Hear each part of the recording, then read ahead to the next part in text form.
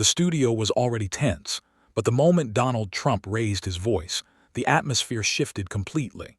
He leaned forward, firing accusations with his familiar force, clearly determined to dominate the stage. Across from him, Congresswoman Jasmine Crockett sat perfectly still, calm, focused, almost unreadable. It was a contrast that immediately caught the audience's attention. Trump didn't begin with policy or debate. He went straight for personal attacks, questioning Crockett's credibility and legitimacy. His words were sharp, designed to overwhelm rather than persuade. Cameras zoomed in, capturing every gesture, every interruption, every flash of anger. For most people, this kind of pressure would trigger a defensive response. But Crockett didn't react. Instead, she waited. As Trump grew louder, she appeared more composed. Her silence wasn't weakness, it was strategy. Viewers could feel it. The longer Trump spoke, the more the power in the room quietly shifted away from him. When Crockett finally spoke, her voice was steady and controlled. She didn't insult him. She didn't argue his points. She did something far more effective. She questioned narratives that many people had accepted without hesitation. Not directly, not aggressively. She simply suggested that some stories surrounding Trump's inner circle might not be as clear-cut as they seemed. That was the turning point. Trump's reaction was immediate and intense. He interrupted her, raised his voice, and tried to shut the conversation down. The hosts leaned forward. The audience grew quiet. His anger no longer felt confident, it felt urgent. Crockett remained calm, letting his reaction speak for itself. She hadn't made accusations.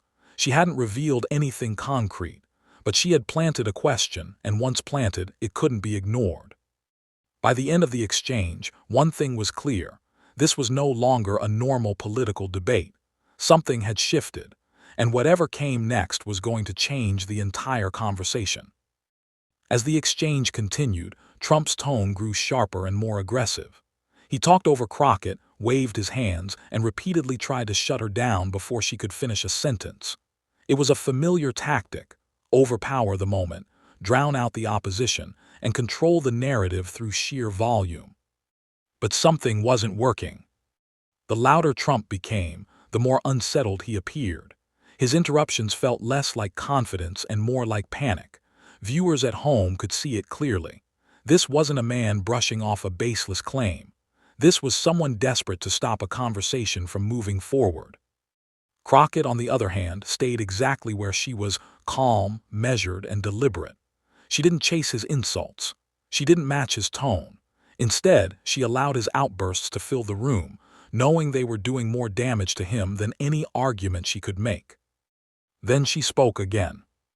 Her voice was quiet, but it cut through the noise. She didn't accuse. She didn't reveal details. She simply asked a question that instantly changed the energy in the studio. If what she had hinted at meant nothing, why was Trump reacting so strongly? The question lingered. For the first time that night, Trump hesitated, just for a moment. His mouth opened, then closed. And then the fury returned, louder, faster, more frantic than before. He called the suggestion disgusting. He accused Crockett of trying to destroy families. He insisted everything was fake. But the effect was the opposite of what he intended. Every denial sounded heavier. Every interruption felt more revealing. The audience could sense it. Something had rattled him. The hosts exchanged uneasy glances, unsure how to regain control of the conversation. By now, this was no longer about winning an argument. It was about control, and Trump was losing it. Crockett didn't need to say much. She had already done what she came to do. She had shifted the spotlight, and now everyone was watching Trump unravel. The tension inside the studio reached a breaking point when the host finally stepped in. His voice was careful, almost hesitant, as he tried to slow the conversation down. What had started as a heated debate had now crossed into dangerous territory, not because of what was proven, but because of what had been implied. The host turned to Crockett and asked the question everyone at home was thinking. Was she making a claim, or simply raising concerns about narratives that powerful people prefer not to have questioned? Crockett didn't rush to answer. Instead, she paused, and that pause spoke louder than words. Trump immediately tried to jump in, shouting over the host, insisting the question shouldn't even be allowed. He demanded the conversation move on. He demanded silence. But the damage was already done. Crockett finally spoke, her tone calm, controlled, and deliberate. She made it clear she was not presenting accusations as facts. She framed her comments as concerns, unanswered questions, and inconsistencies that deserve transparency, especially when public power and private influence overlap. That distinction mattered. Yet Trump reacted as if a line had already been crossed. His face tightened. Symbol. He slammed the desk, accusing Crockett of spreading lies and turning a political discussion into a personal attack. The more he spoke, the more strained his voice became. Viewers noticed something important. If nothing meaningful had been said, why such a violent reaction? Why the urgency to shut it down completely? Why not dismiss it calmly and move forward? Crockett didn't argue those points out loud. She didn't have to. She let Trump's behavior answer the question for her. By this point, the debate had transformed into something else entirely. It was no longer about policy or elections or ideology. It had helped to see how power reacts when it feels threatened, not by proof, but by scrutiny. And once scrutiny enters the room, it doesn't leave quietly. By now, it was clear this exchange had stopped being a normal debate. The studio no longer felt controlled. It felt unstable. The hosts were no longer guiding the conversation. They were reacting to it in real time, trying to contain a moment that was spiraling faster than expected. Trump continued to dominate the air with volume, but something had changed. His anger no longer felt commanding. It felt exposed. Each interruption came faster than the last. Each denial sounded more urgent. His body language told a story his words could not. Clenched fists, sharp movements, a man trying to physically overpower a narrative he could no longer fully control. Crockett stayed still. She didn't smile. She didn't provoke. She didn't escalate. That restraint became the most powerful visual of the night. In contrast to Trump's intensity, her composure stood out and viewers noticed. The hosts tried again to bring order, asking if Crockett intended to elaborate or clarify.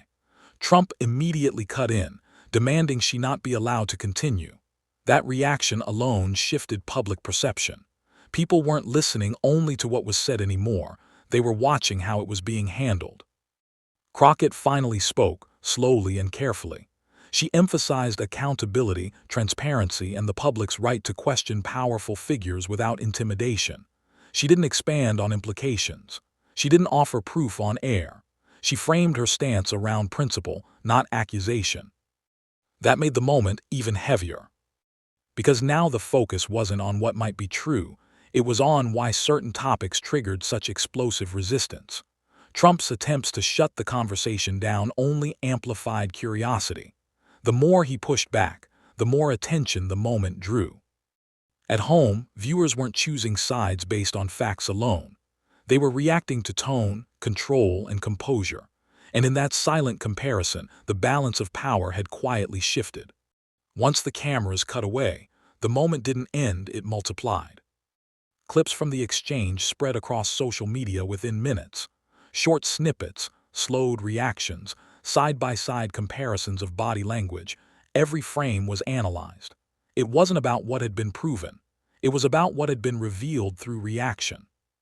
Commentators began weighing in almost immediately. Some argued that Crockett had crossed a line by even hinting at private matters. Others countered that she had done something far more dangerous to the powerful. She had refused to be intimidated. What stood out most wasn't her words. It was Trump's response. Analysts replayed his outbursts again and again.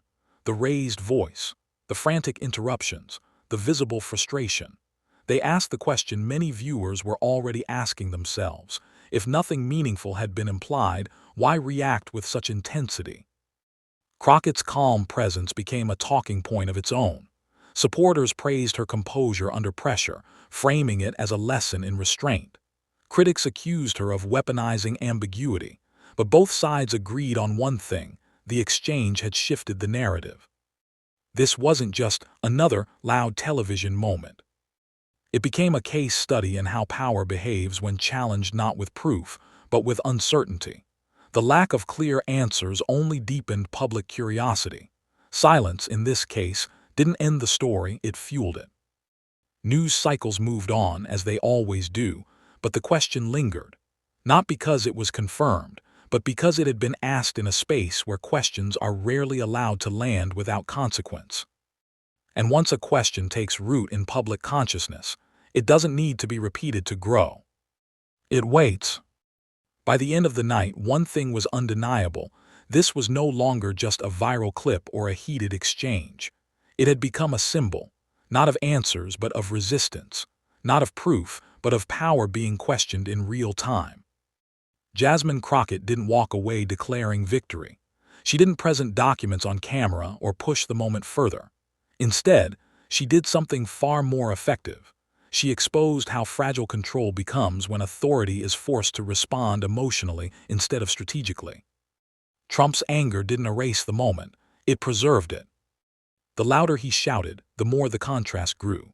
One side relying on volume and force, the other relying on composure and restraint. For viewers, that contrast mattered more than facts or follow-ups, because in modern media, perception often shapes reality faster than evidence ever could. This wasn't about family rumors. It wasn't even about politics. It was about what happens when powerful figures lose narrative control, even for a few minutes on live television. It showed how quickly dominance can crack when someone refuses to back down, refuses to be rattled, and refuses to play the expected role. And that's why this moment won't disappear quietly. Because moments like this don't end debates, they start them. They sit in the public mind, unanswered, unresolved, and uncomfortable. And in today's attention economy, discomfort is fuel. What happens next isn't about what was said on that stage. It's about how people remember it, how often it gets replayed, and how deeply it settles into the broader conversation about power, accountability, and who gets to control the story. If you want more breakdowns like this, where politics, drama, and media power collide, make sure you subscribe, turn on notifications, and stay locked in. Because the real story is never just what you're told.